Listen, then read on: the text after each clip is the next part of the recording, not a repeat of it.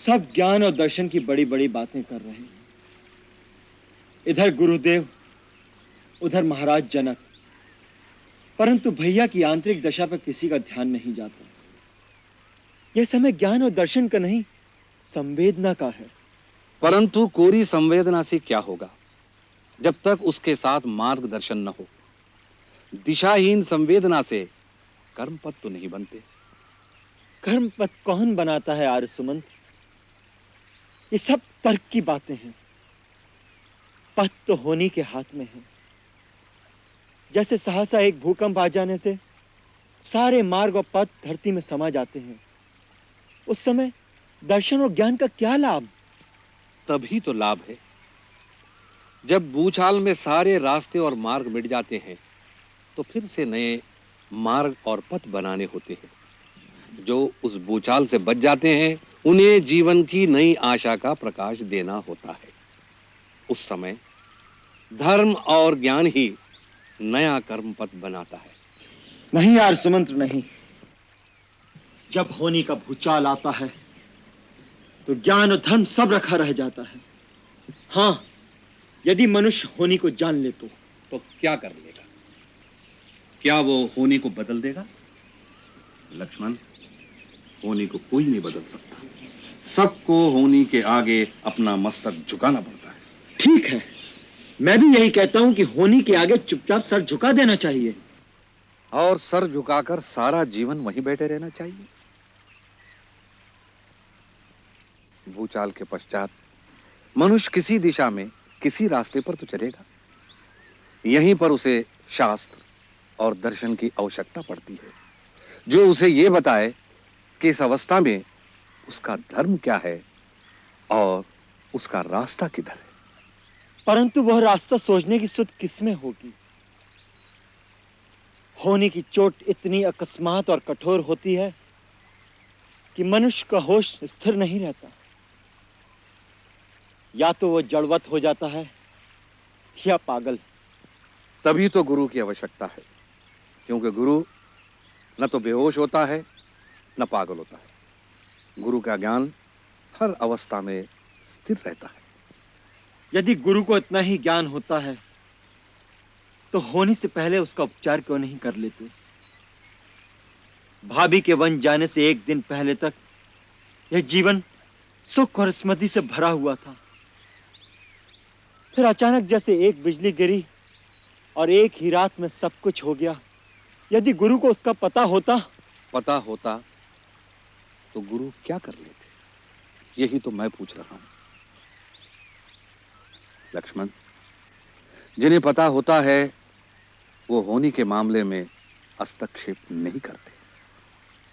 आप तो ऐसे कह रहे हैं जैसे किसी को इसका पता था। हां, था। पता था? किसे? गुरुदेव को। गुरुदेव को? हाँ।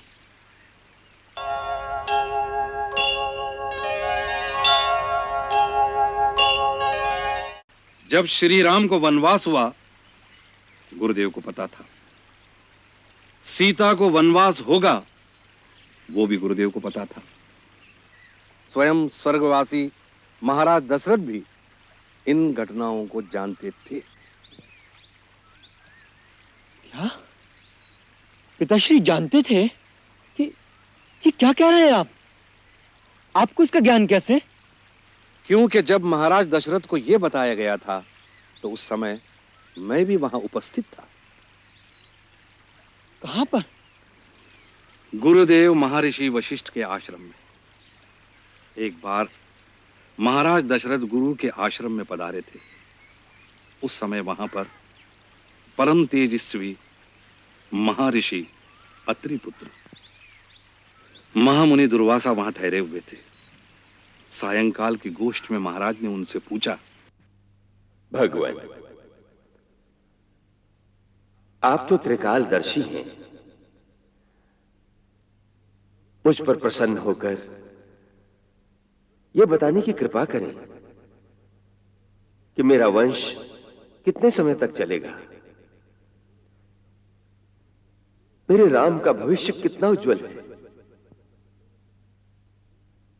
मेरे सब पुत्रों की आयु कितनी होगी और मेरे पुत्रों के पुत्र कैसे होंगे? विशेष करके मेरे राम के पुत्रों का भविष्य बताने की कृपा करें।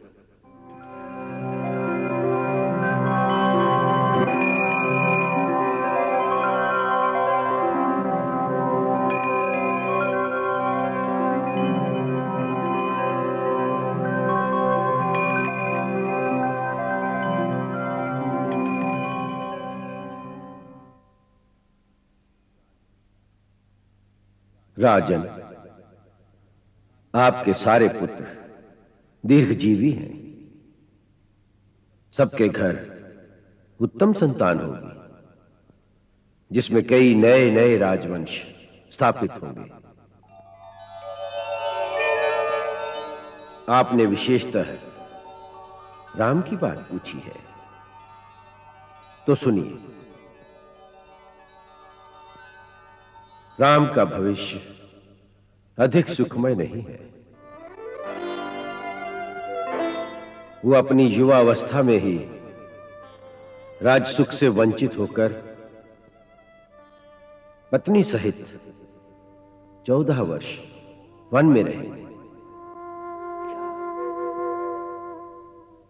जब राज्य सुख पाएंगे तो पत्नी सुख से वंचित हो जाएंगे। पति पत्नी दोनों एक दूसरे के विरह में ही अपना अपना जीवन व्यतीत कर देंगे। उनके 2 पुत्र भी होंगे जो बड़े पराक्रमी होंगे। दोनों नए राज्य स्थापित करेंगे। राम उनका अभिषेक अयोध्या से बाहर करेंगे, अयोध्या में नहीं। क्या?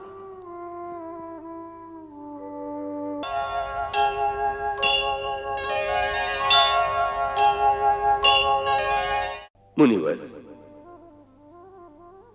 राम तो मुझे सबसे अधिक प्रिय है। मेरे उसी पुत्र के भाग्य में इतना दुख क्यों? राजन, श्री राम के भाग्य के बारे में आपने जो बात कही है वो अज्ञानवश कही है, क्योंकि आप नहीं जानते कि आपके पुत्र राम तो स्वयं भाग्य विधाता है। अर्थात ये कि तीनों लोकों के स्वामी भगवान विष्णु ने ही आपके घर राम रूप में अवतार लिया है। और ये पत्नी वियोग का दुख उन्हें भृगु ऋषि के दिए हुए शाप के कारण भोगना पड़ेगा। भृगु ऋषि ने भगवान विष्णु को शाप दिया था? हां, देवासुर संग्राम के समय देवताओं से पीड़ित होकर दैत्यों ने महर्षि भृगु की पत्नी की शरण ली थी। इस पर कुपित होकर भगवान विष्णु ने अपने चक्र से भृगु पत्नी का सिर काट दिया।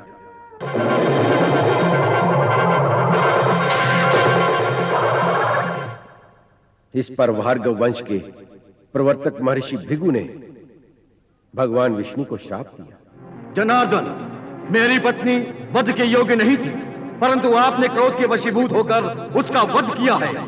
इसलिए आपको भी मृत्यु लोक में जन्म लेना पड़ेगा और वहां बहुत वर्षों तक पत्नी वियोग का दुख सहना पड़ेगा।